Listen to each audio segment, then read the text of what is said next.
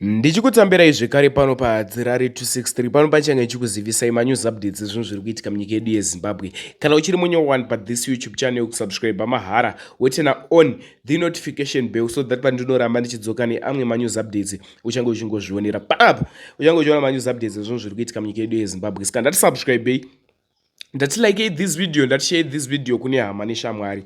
Vadikani sekuzokwa munozviita manews updates epano paHadzirare 263 Hatirare chikomana Hatirare ndinoenda ndikamabatanidza ndichiitira kuti muwane manews updates akatowandei pasame video. Vadikani, nyaya dziri kutsviriridza mastreets esocial media ndindokasika kumhanya nadzo zvaizvezvi. Tisu tine chimuti sofa, Hatirare ndiye ane chimuti sofa. Tisu tiri kumhanya nacho chimuti chacho chemanews updates. First update regaitibve tatanga kutorwa first update hatina nguva yekunonoka.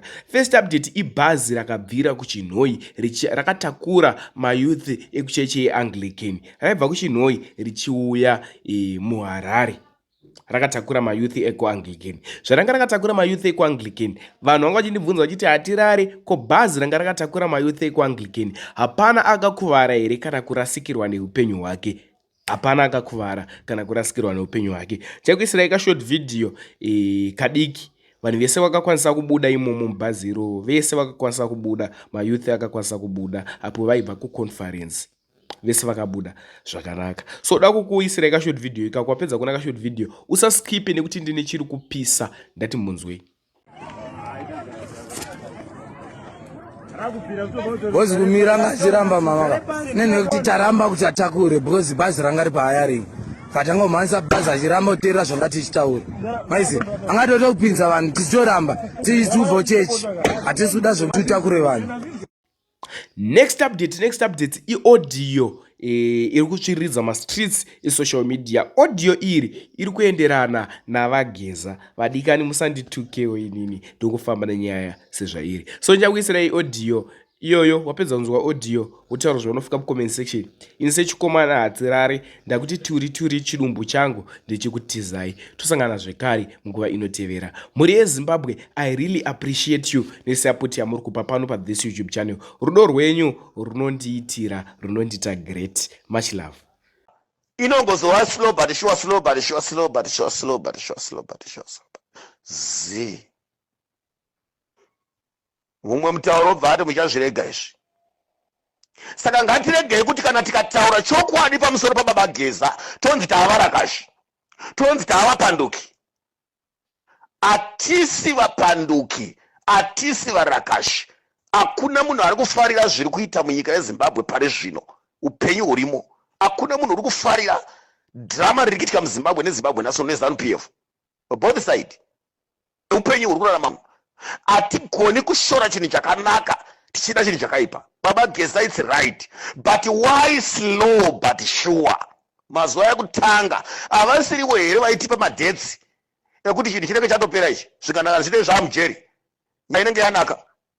Havasiri vaipa mwedzi nemazuva here. Pakaitwa demonstration vakatora mwedzi vachida sokunge vari kuudza vana Mnangagwa kuti gadzirirayo ikoko, isu tiri kugadzirira kunoku. But still vakasungisa vana veZimbabwe. Vakasungisa, kwete kuti ndaita mistake ba, vakasungisa. Why? Because ndo vakafana kushambadza program kwemwedzi wese instead yekuti program yaifana kungoitwa kwe3 days. Yataurwa. ZANU-PF yakanga yaplanda yagadzira yaita sei zvese nanhasi vanhu vari mujeri. Because of wrong information yemafambiro eprogram vanga vasikafaniri kushambadza kwemwedzi wese. Uri kurowana nemunhu womupromisa kuti fana kugadzirira zvombo ndiri kuuya. Ndoda kupunza stereki. Ko akafana kutsvaka futi ndirerekeni. So that's why vanhu vari because you have failed. Maplant is either tinenge tichiita. Tinoudza muwengi kuti musi wakati tiri kusumuka. Musi wakati shangwa tiri kusumuka. Musi wakati tiri kusumuka. Isu tichiita inonzi gorilla welfare. System yatiri kushandisa ndeye gorilla welfare. Nyika yedu haina rusununguko, haina mutemo. Zviri pachena kuti vanhu vakademonstrata vanosungwa, vanorohwa, vanokepswa, vanokidnapwa.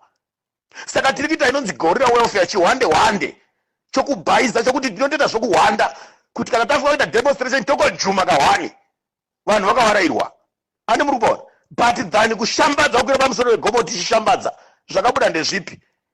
Mapromises aitaurwa nana baba Geza ekuti hakuna vanhu vanosungwa, hakuna vanhu vanopinda mujeri, hakuna vanhu vanorowa vanhu. Sapota ZANU-PF kuti tikurudzire kana kuti kupanduka kumapato edu tigoda ZANU-PF.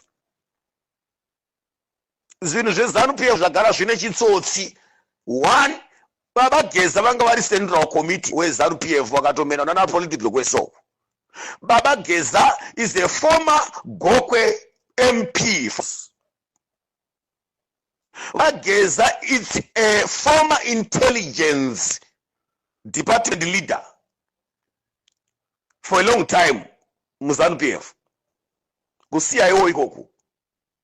Geza is a war veteran, senior veteran.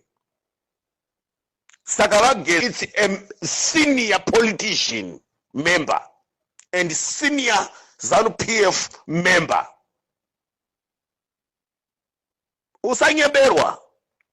Usanyeberwa nevanhu ava uchifungidza kuti vanochinja kana kuti kuparadza bato reZANU.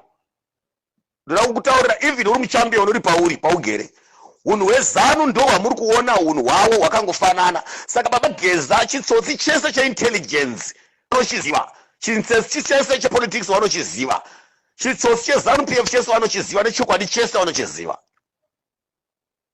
Vanotadza nei kutsotsa kana kunyebera vana veZimbabwe, kana kuchita vana veZimbabwe, kana kufofa vana veZimbabwe vachizvida havo? Vanotadza nei kuudza vana veZimbabwe chokwadi kana kumira pachokwadi kana vazvida havo, kana kudefenda nyika vazvida havo?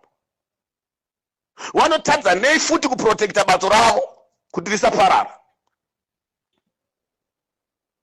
Ndinoshama vanhu muchiti basi neZANU-PF, ZANU-PF ngaiende, but imi muchishanda nemidzi yeZANU-PF yacho pachirongwa chacho ichocho. Ichitokubatsirai kuti ZANU-PF ngaiende.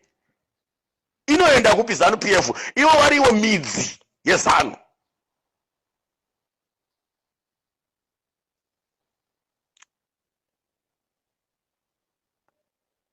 Ndataura mashoko aya kuti timire pachokwadi, tizive kwatiri kuenda nekwatiri kubva, tibude mamisha yedu, tibuilde nyika takaziva kwatiri kunanga nekwatiri kuenda, tivhure maziso edu aya.